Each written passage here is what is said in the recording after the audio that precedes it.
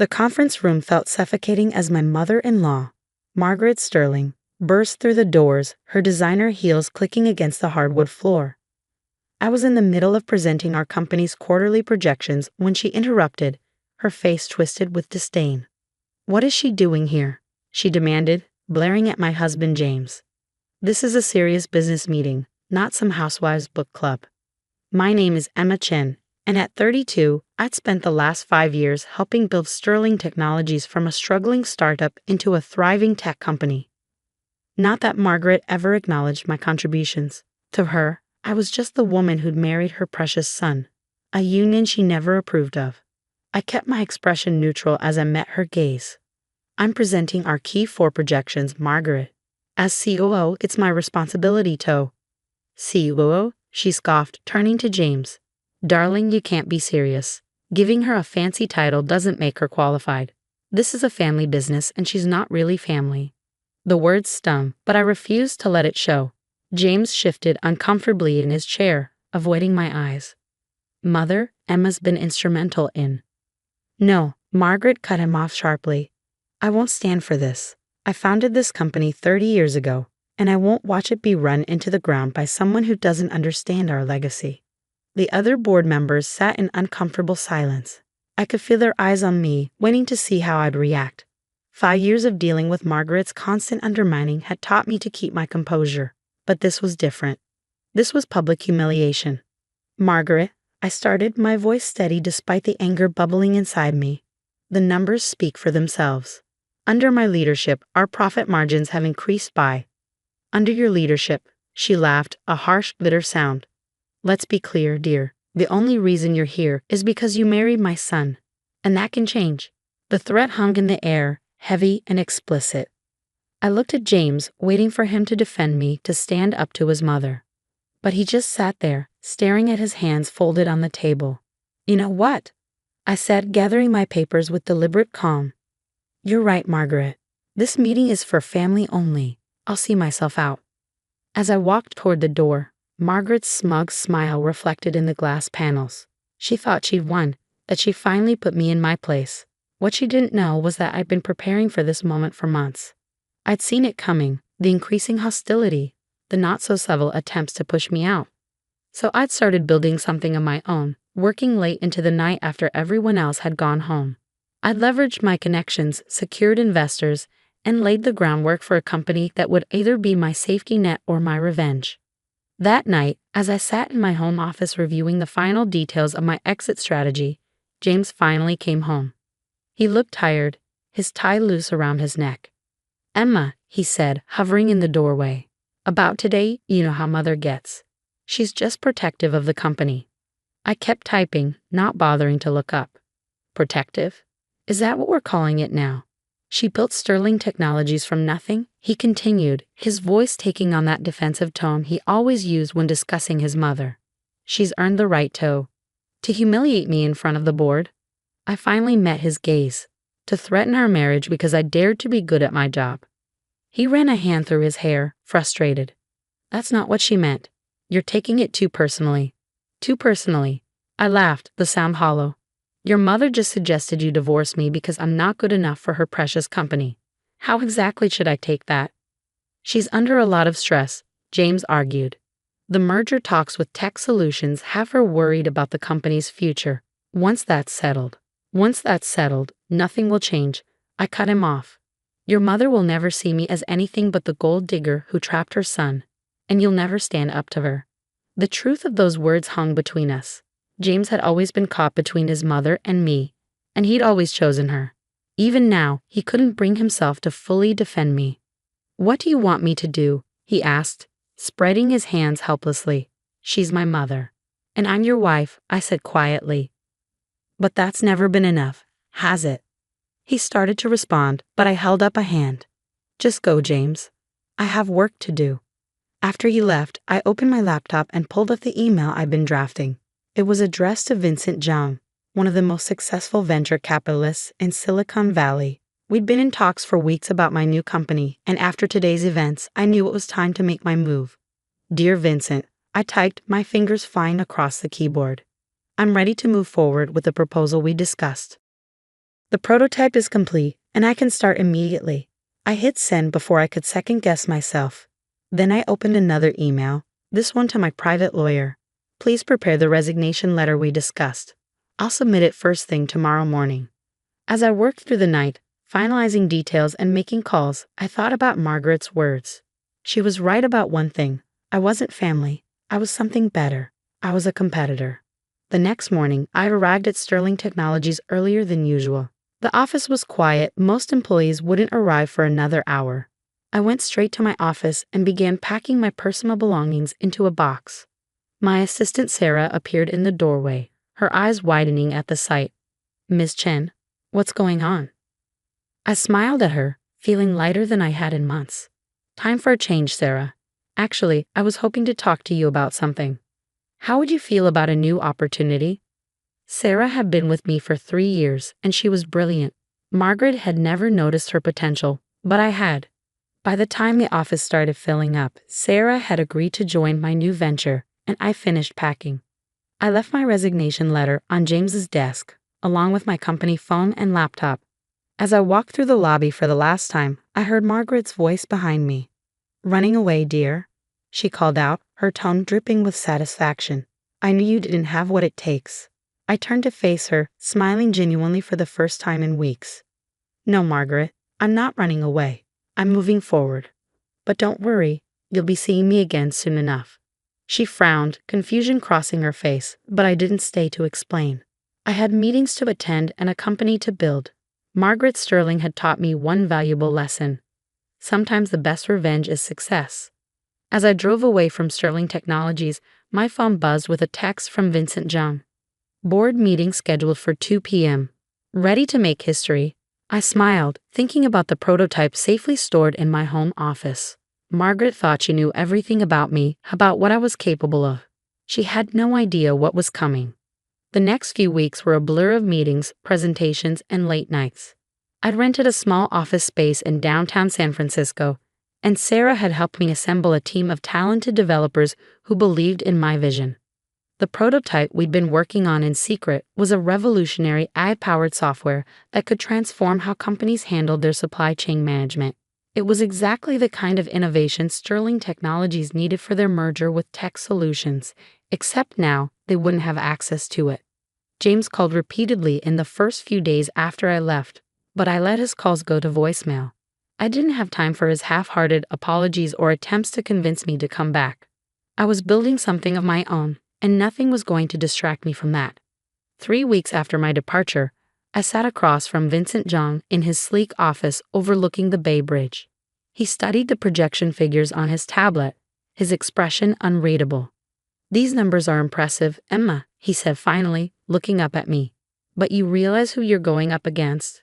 Sterling Technologies isn't going to take this lying down. I nodded, confident. I'm counting on it. Margaret Sterling has underestimated me from day one. It's time she learned that was a mistake. Vincent leaned back in his chair, a slight smile playing at his lips. Well then, I think it's time we made this official. Welcome to the big leagues, Ms. Chen. As I signed the investment agreement, I thought about Margaret's face when she realized what I'd been building right under her nose. The satisfaction would be sweet, but this wasn't just about revenge anymore. This was about proving to myself and everyone else that I was more than just James Sterling's wife. I was Emma Chen, CEO of Nova Tech Solutions, and I was just getting started. 3 months after leaving Sterling Technologies, I sat in my new office, reviewing the latest press coverage of Nova Tech Solutions. Forbes had just published a feature on emerging tech companies, and there we were, front and center. Nova Tech Solutions, the future of supply chain management, the headline read, with my photo prominently displayed. I couldn't help but smile, imagining Margaret's face when she saw it. The article detailed our revolutionary AI software and its potential to transform the industry. It also mentioned my previous role at Sterling Technologies, though it tactfully avoided mentioning my marriage to their CEO. My phone buzzed. It was Sarah. Ms. Chen, Tech Solutions is here for the meeting. Perfect timing. Tech Solutions, the same company Sterling Technologies had been courting for a merger, was now sitting in my conference room. Sometimes karma worked in mysterious ways. As I walked into the meeting, I recognized Thomas Wright, Tech Solutions CEO, from the merger discussions at Sterling. His eyebrows rose slightly when he saw me, but he quickly recovered. "Ms. Chen," he said, extending his hand. "I must admit, when I heard about Novatech, I was intrigued, even more so when I learned you were behind it." I shook his hand firmly. "Thank you for coming, Mr. Wright. I believe we have something that could be very valuable to Tech Solutions." The presentation went exactly as planned. Our AI software was exactly what they needed, and they knew it. By the time we finished the demo, Thomas was practically leaning forward in his seat. "This is impressive," he said, looking at the projection screen where our software was running. "Very impressive. And you developed this entirely after leaving Sterling." I nodded, keeping my expression neutral. I had the concept for a while, but yes, the development happened after my departure. He shared a look with his team before turning back to me. "Well, I think we should discuss potential collaboration. As you might know, we were in talks with Sterling Technologies." "Were?" I asked, noting his use of past tense. Thomas smiled slightly. "Let's just say we're exploring other options now. Their recent performance has been concerning." I knew exactly what he meant. Sterling's stock had taken a hit after my departure, and the rumors about internal turmoil hadn't helped. Several key clients had started looking elsewhere, and their new product launch had been delayed indefinitely. Later that evening, as I was preparing to leave the office, my phone rang. It was James, the first time he tried to call in weeks. "Have you seen it?" he asked without preamble. "Seen what?" "The Forbes article. She's not taking it well." I could imagine. Margaret Sterling didn't handle being upstaged gracefully, especially not by someone she dismissed as incompetent. "That's not my problem anymore, James," I replied, keeping my voice steady. He sighed heavily. "Emma, please. The company is struggling. We need—" "No," I cut him off. "What you need is to stop letting your mother run everything into the ground. But that's your choice to make, not mine." "Tech Solutions canceled the merger talks," he said quietly. "They won't say why, but we heard rumors they're meeting with Novatech." I sat back in my chair, savoring the moment. Like I said, not my problem. "Mother wants to sue you," he blurted out. "She's convinced you stole company secrets." I laughed, genuinely amused. "With what evidence? Everything I built at Novatech is original. But by all means, tell her to try. The publicity would be great for us." There was a long pause before James spoke again. "I miss you, Emma." The words hung in the air, heavy with everything left unsaid. Part of me missed him too. The James I've fallen in love with, the one who existed when his mother wasn't around. But that wasn't enough anymore. "Goodbye, James," I said softly and hung up. The next morning, I arrived at the office to find Margaret Sterling waiting in our reception area. She looked older somehow, the lines around her mouth deeper than I remembered.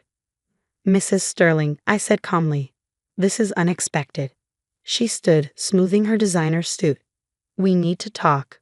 I led her to my office, watching as she took in the modern decor, the view of the bay, the Forbes magazine framed on the wall. Her lips tightened. "How much?" she asked abruptly. I raised an eyebrow. "Excuse me? How much to buy you out? To make this?" She waved her hand dismissively. "Little venture of yours go away." I couldn't help but laugh. "You still don't get it, do you? This isn't about money, Margaret. This is about building something meaningful, something of my own." "Don't be naive," she snapped. "Everything is about money. Name your price." I leaned forward, meeting her gaze directly. "Let me be very clear. Novatech isn't for sale. Not to you, not to anyone. But I do have a proposition for you." She frowned, suspicious. "What kind of proposition?" "A merger," I said simply. "But this time, Sterling Technologies would be the junior partner." "Your company is struggling, Margaret. Your stock is down, your clients are leaving, and your merger with Tech Solutions fell through. I'm offering you a lifeline." The color drained from her face. "You can't be serious." "Completely serious. You can either watch Sterling Technologies continue its decline, or you can swallow your pride and accept that you need us." "Never," she hissed, standing up. "I built that company from nothing. I won't hand it over to you." I shrugged, unfazed. "Then I guess we're done here. Sarah will show you out." As she reached the door, I called after her. "Oh, and Margaret?" Next time you want to accuse someone of not belonging in the business world, make sure they don't have the power to prove you wrong. The door slammed behind her, but I barely noticed.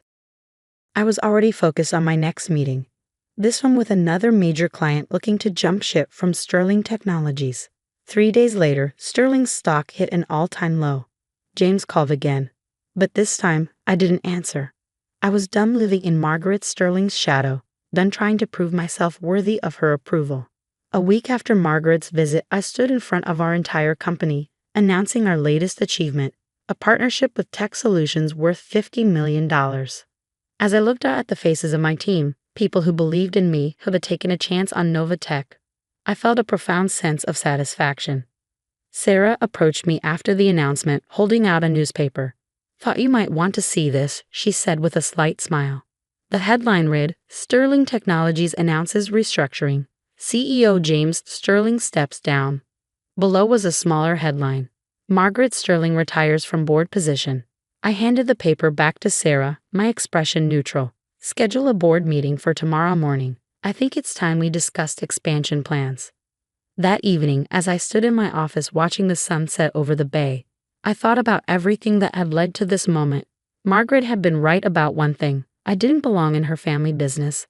I belonged somewhere better, at the head of my own. My phone buzzed with a text from Vincent, ready to take Nova Tech public. I smiled, typing back a quick response, more than ready. Margaret Sterling had tried to write me off as just another housewife playing at business.